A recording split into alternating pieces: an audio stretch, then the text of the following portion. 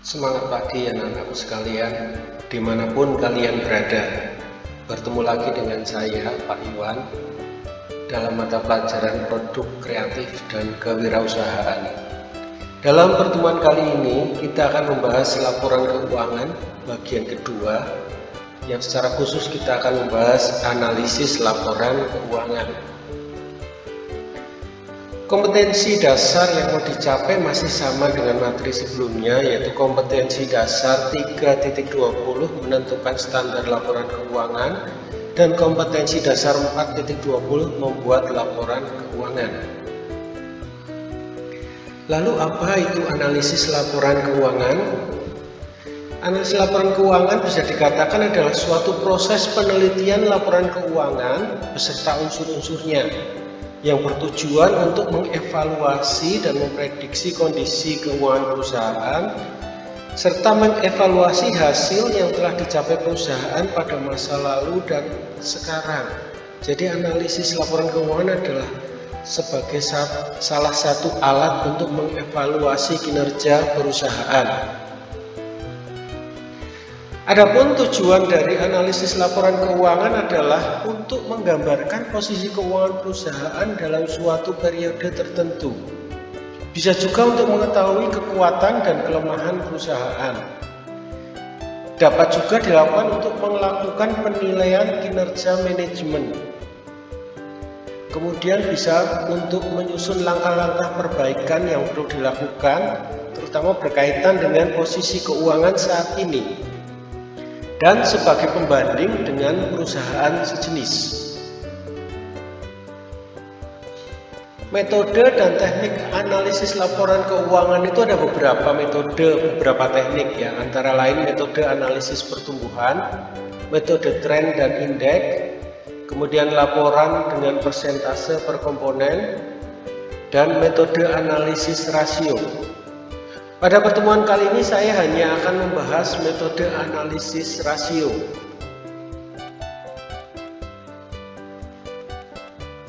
Metode analisis rasio yang pertama yang akan saya bahas adalah rasio likuiditas. Apa itu rasio likuiditas? Rasio likuiditas merupakan rasio untuk mengukur kemampuan perusahaan dalam memenuhi kewajiban perusahaan dalam jangka pendek. Jadi untuk memenuhi kewajiban perusahaan yang sewaktu-waktu, misalnya hutang. Jadi ketika ada orang nagih hutang itu harus memiliki alat-alat untuk membayarnya. Saya akan membahas 3 rasio likuiditas. Yang pertama, current ratio.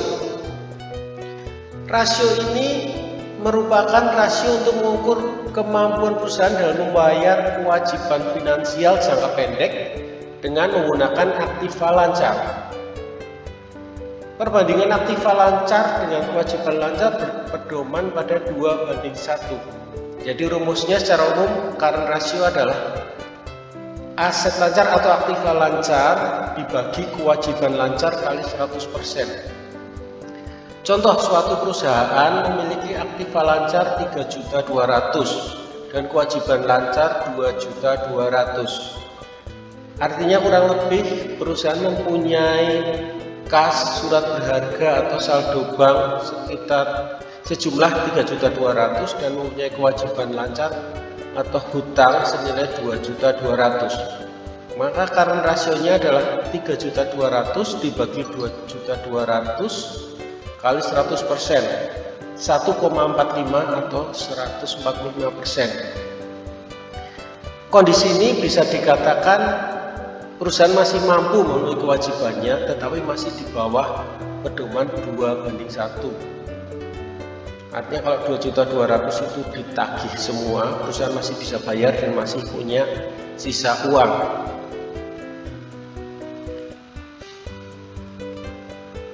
Kemudian quick ratio merupakan rasio untuk mengukur kemampuan perusahaan dalam membayar kewajiban finansial jangka pendek dengan menggunakan aktiva lancar yang lebih liquid. Kalau current ratio itu semua aktiva lancar, maka quick ratio adalah aktiva lancar yang lebih liquid atau lebih mudah dicairkan. Maka rumusnya adalah aset lancar dikurangi persediaan. dibagi kewajiban lancar kali 100%. Di sini persediaan tidak diperhitungkan dalam quick ratio karena apabila untuk membayar kewajiban maka persediaan itu harus dijual dulu, dikembalikan ke pemasok atau dijadikan uang atau untuk negosiasi dengan pemasok apabila pemasok itu adalah yang menagih hutang. Contohnya suatu perusahaan memiliki aktiva lancar 3.200.000 di mana yang 900.000 itu adalah persediaan dan kewajiban lancar 2.200.000. Quick ratio adalah 3.200.000 dikurangi 900 dibagi 2.200.000 kali 100% akan ketemu 1,05 atau 105%. Ya, bisa dikatakan perusahaan masih memenuhi kewajibannya walaupun hanya pas-pasan di quick ratio. Yang terakhir cash ratio. Jadi cash ratio merupakan rasio untuk mengukur kemampuan perusahaan dalam membayar kewajiban finansial jangka pendek dengan menggunakan kas yang tersedia dan surat berharga atau efek jangka pendek. Jadi ini benar-benar dibayar dengan dana yang paling liquid, paling cair atau dengan kas atau yang dianggap setara dengan kas. Maka rumusnya kas plus efek jangka pendek dibagi kewajiban lancar kali 100%. Ada contoh perusahaan memiliki aktiva lancar 1 juta, surat berharga 500 dan kewajiban lancar 1.200.000. Maka cash rasionya adalah 1 juta ditambah 500 dibagi 1.200.000 kali 100%, ketemu 1,25 atau 125%. Secara cash ratio perusahaan masih mampu memenuhi kewajiban jangka pendek, walaupun ya sisa-sisa sedikit lah atau agak ngepas sih sebenarnya. Itu rasio likuiditas. Yang kedua, rasio profitabilitas. Apa itu rasio profitabilitas? Rasio profitabilitas atau kadang disebut juga rasio rentabilitas merupakan rasio untuk mengukur seberapa besar kemampuan perusahaan memperoleh laba dalam hubungannya dengan nilai penjualan, aktiva, dan modal sendiri. Ada beberapa jenis rasio profitabilitas, saya akan bahas 3 diantaranya yang umum dipakai. Yang pertama adalah gross profit margin. Gross profit margin merupakan rasio untuk mengukur kemampuan perusahaan dalam mendapatkan laba kotor dari penjualan. Rumusnya gross profit margin adalah penjualan neto dikurangi HPP dibagi penjualan neto kali 100%. HPP itu adalah harga pokok penjualan atau harga perolehan dari barang yang kita jual ditambah dengan biaya-biaya untuk memperoleh barang tersebut. Contohnya sebuah toko mempunyai omset penjualan 50 juta dan harga pokok penjualan adalah 24 juta. Maka gross profit margin adalah 50 juta dikurangi 24 juta dibagi 50 juta kali 100% sama dengan 52 juta. Itu yang pertama, gross profit margin. Kemudian yang kedua, net profit margin. Net profit margin ini merupakan rasio untuk mengukur kemampuan perusahaan dalam mendapatkan laba bersih dari penjualan. Net profit margin rumusnya EAT dibagi penjualan neto kali 100%. EAT itu adalah earning after tax atau laba bersih setelah pajak. Jadi keuntungan perusahaan dari penjualan dikurangi HPP dikurangi biaya-biaya yang ada dalam perusahaan itu seperti biaya gaji, biaya listrik, internet, dan sebagainya, akan didapat laba bersih sebelum pajak. Maka net profit margin adalah laba bersih sebelum pajak dibagi penjualan neto. Contoh ini adalah sebuah toko yang tadi yang omsetnya 50 juta. Setelah dihitung ternyata didapat EAT 9 juta. Maka net profit margin adalah 9 juta dibagi 50 juta kali 100% sama dengan 18%. Yang ketiga, return on investment atau ROI.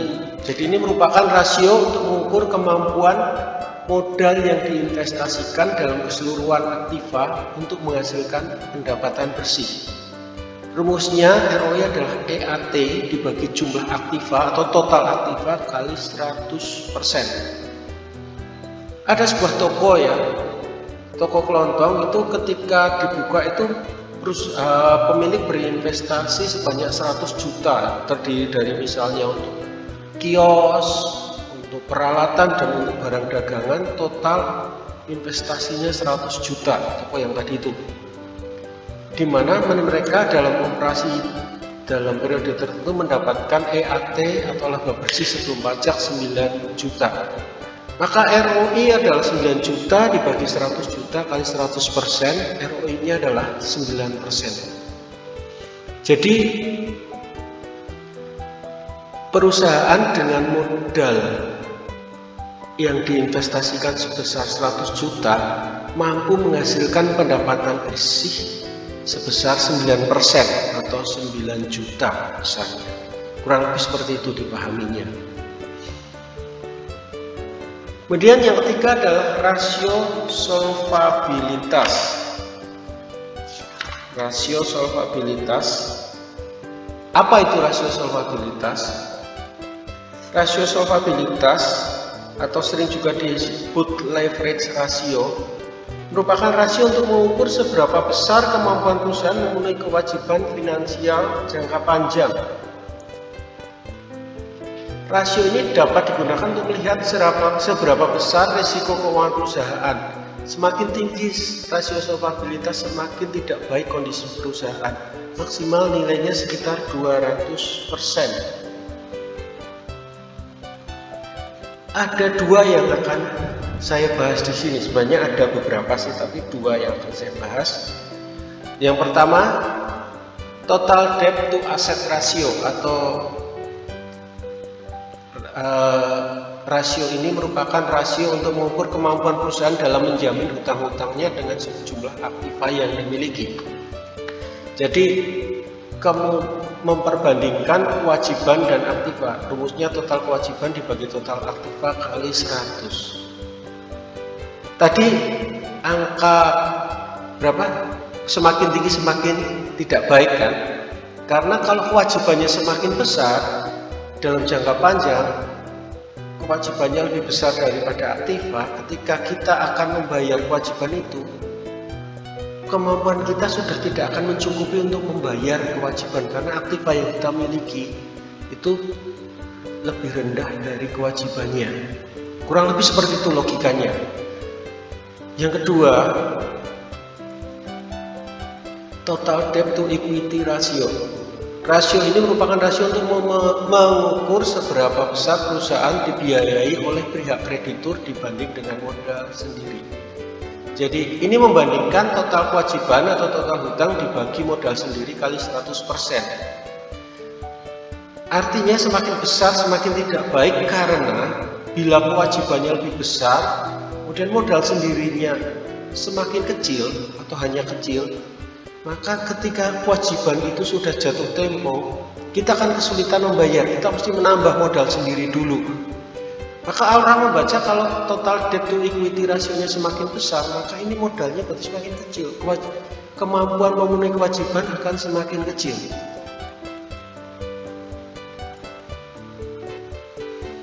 Yang terakhir dari analisis laporan keuangan teristimewa untuk membahas tentang rasio keuangan adalah rasio aktivitas.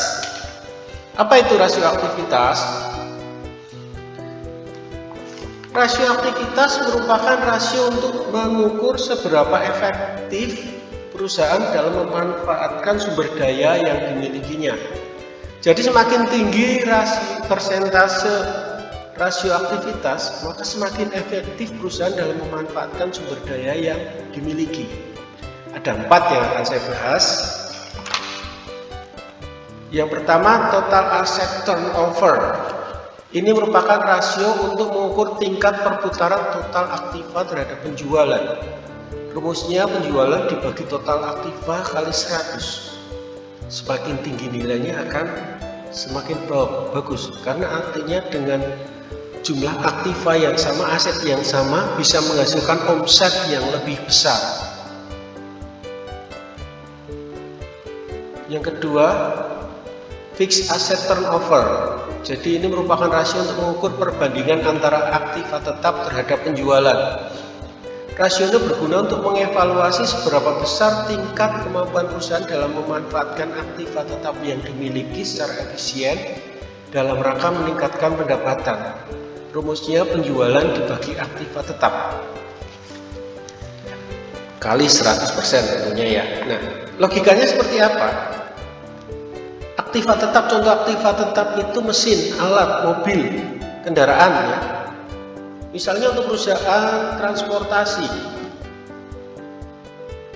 kita tahu orang tidak akan mungkin bekerja 24 jam, tapi bagaimana caranya supaya aktiva tetap itu menghasilkan penjualan selama 24 jam, akan dibagi 3 shift, contohnya seperti itu. Dengan tetap satu aktiva, penjualan bisa meningkat mungkin 2,5 kali lipat, waktu itu 2 kali lipat kalau dioperasikan 24 jam. Dengan catatan tentunya selama 24 jam itu bisa terjual semua, misalnya seperti itu. Jadi untuk meningkatkan penjualan, yang pertama adalah bukan menambah aktiva tetap, tapi menambah durasi aktiva tetap itu beroperasi, mengurangi waktu aktiva tetap itu nganggur. Maksudnya seperti ini. Kemudian inventory turnover merupakan rasio yang mengukur tingkat efisiensi pengelolaan perputaran persediaan yang dimiliki terhadap penjualan. Semakin tinggi rasio ini akan semakin baik dan menunjukkan pengelolaan persediaan yang efisien. Rumusnya adalah penjualan dibagi persediaan kali 100%. Artinya kenapa semakin tinggi semakin baik? Artinya persediaan atau barang-barang dagangan yang kita beli itu semakin cepat terjual. Persediaan sedikit, uang yang berhenti sedikit. Logikanya seperti itu. Kemudian yang terakhir adalah receivable turnover.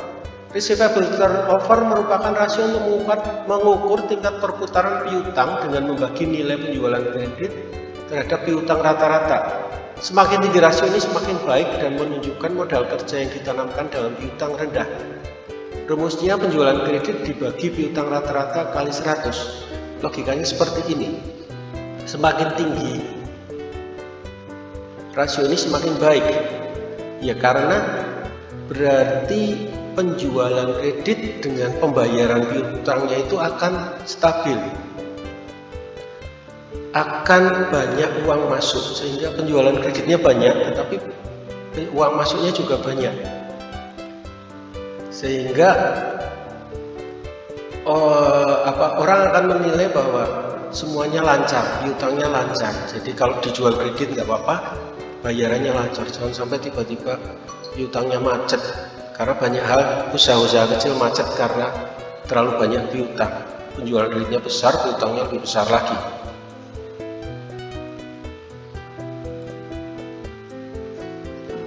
Sebagai pendalaman materi supaya kalian bisa lebih memahami, coba diingat kembali tentang rasio likuiditas, di mana di situ ada 3 rasio.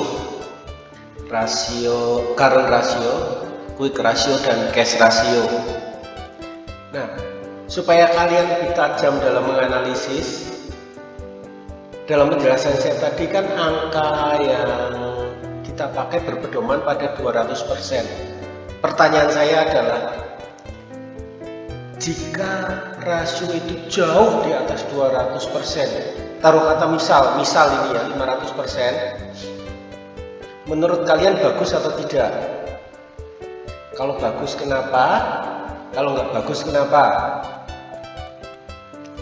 Silahkan kalian renungkan, kalian perhitungkan, boleh kalian bayangkan itu adalah usaha kalian kalau memiliki rasio seperti itu gimana. Boleh kalau kalian sudah bisa menyelesaikan itu lebih dalam lagi dengan satu pertanyaan ini.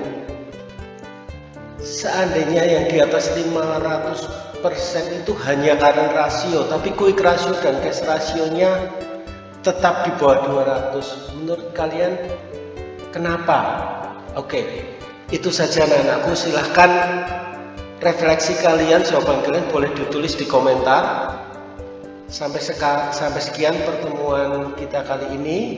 Terima kasih atas kebersamaannya dan tetap semangat.